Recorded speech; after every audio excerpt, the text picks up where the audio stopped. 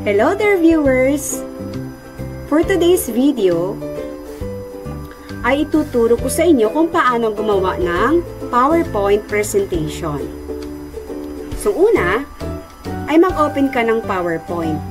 So nandito na tayo ngayon sa interface ng PowerPoint presentation. So makikita mo dito ang unang slide. Ayan. Na may nakasulat na click to add title and click to add subtitle. So, unang gagawin mo ay pipili ka ng design sa iyong PowerPoint presentation. Click mo yung design. Sa design, ay marami ka pong pwedeng mapagpipilian. Okay, ito po. Yan. Pero ang pipiliin ko po ay itong design na to. Pwede mo rin itong palitan ng variant. So, palitan ko siya ng pink, kulay pink na variant. Ayan, naging pink na siya. At maglalagay na ako ngayon ng title. So, click ko lang yan. Mag-type ako agad ng my first vlog. Yan ang aking subtitle. Ang aking YouTube channel, Teacher Crazy. So, itong mga text na to ay naka-align right siya. So, gusto ko lagay sa center. So, highlight ko lang yan. Punta ako sa home. Click ko tong center. Ayan. Yung subtitle, ganun din. Center. So, iangat ko tong title sa taas, then palitan ko siya ng font style. Highlight, then change the font style. So, pili tayo dito. Gusto ko yung makapal para kitang-kita. At, i-resize ko din yung kanyang font. Gawin kong 80. Ayan. Then, ang subtitle, ganun din. Highlight ko din. Then, hindi ko na siya palitan ng font style. Size na lang po. Pwede mo i-click ito para mas mabilis. Ayan. Gawin kong 40. Ayan. Then, i-align mo lang siya kung saan mo siya gustong ilagay. Okay. So, after ko mabago ang font size and font style, maglalagay na ako ngayon ng animations. So, unahin ko tong title. Highlight ko yung title. Click animations. Sa animations ay marami ka din pong pwedeng mapagpipilian. Ayan. So, piliin ko itong zoom. After ako makapili ng animation, highlight ko ulit. Lalagyan ko siya ng timing kung kailan siya pwedeng lumabas. So, punta tayo dito sa animation timing.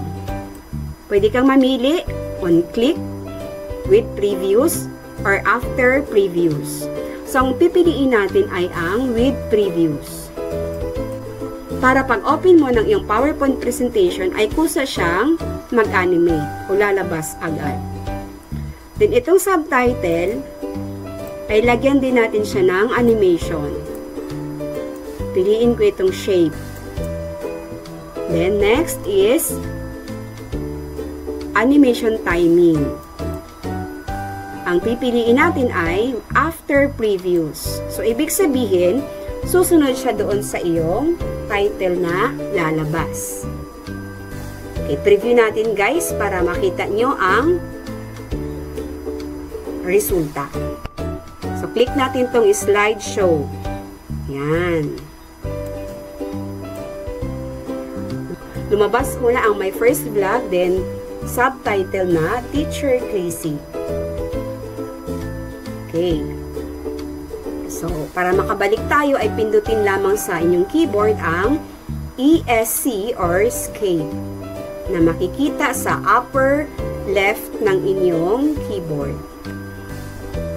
Nakabalik na tayo.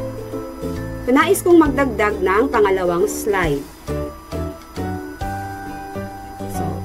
dito, sa baba ng first slide, ay mag-right click ka po dyan.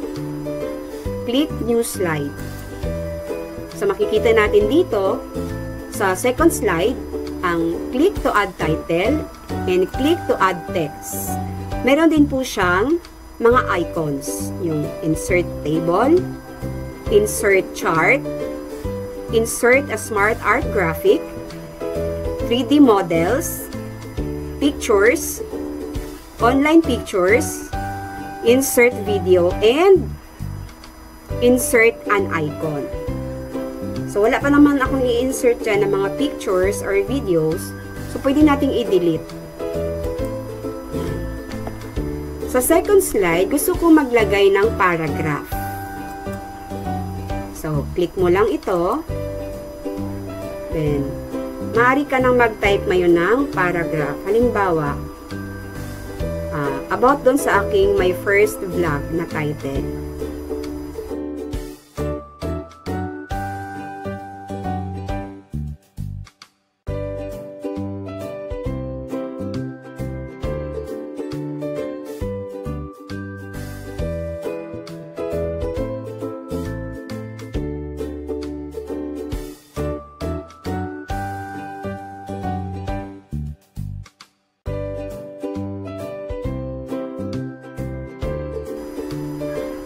So, halimbawa, nakagawa na ako ng paragraph. So, i-highlight ko lang ito. Yan. Then, punta ako sa home. I-click ko tong justify. Ma-distribute ng maayos ang mga text.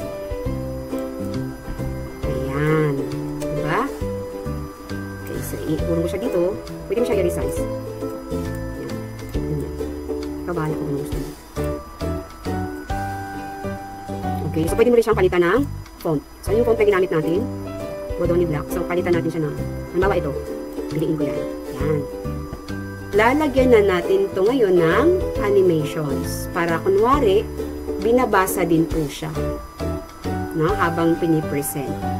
So, highlight mo yan. Punta tayo sa animations. Ang kadalasang ginagamit kong animation kapag paragraph ay itong white. Then, pinapalitan ko siya ng effect kasi nagmula po siya sa baba, diba? So, click ko itong effect options. Ang sunod ko namang piliin ay from left. Kasi usually, nagbabasa tayo ay mula sa kaliwa. So, click ko itong from left. Ayan. So, after nyan, highlight ko ulit. Punta naman tayo sa timing or animation timing. So, wait preview siya ulit para automatic siyang lalabas. Para naman mabasa siya ng dahan-dahan, ay i-click natin tong animation pane. Then, click natin ito. Ito yung ano natin, yung ginawang animation. Makikita natin dito, kapag na-click natin tong drop-down menu, ayan, click natin tong effect options. Ayan. Then, animate text. So, nakalagay dyan all at once. So, isang beses lang. Ang gusto ko kasi, by letter. So, i-click natin tong by letter. Ayan. Then, okay. Pagmasdan nyo, guys. Ayan. Diba? Kunwari, binabasa yung paragraph. Ganyan lamang po ang simpleng paggawa ng paragraph na may animation na white. At nilagyan ko din ng effect option na by letter. So, para makita natin ang kinalabasan ng dalawang slides na to, ay i-click natin tong first slide, then slideshow. Tingnan natin mabuti kung nagawa natin ng maayos ang dalawang slides. Okay? So, click slideshow.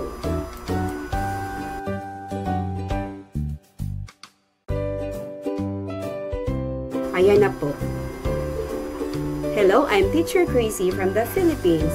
I started my YouTube channel last May 28, 2020. And my first video is all about personalized virtual classroom using Canva application on August 5, 2020. Diba? Then, escape.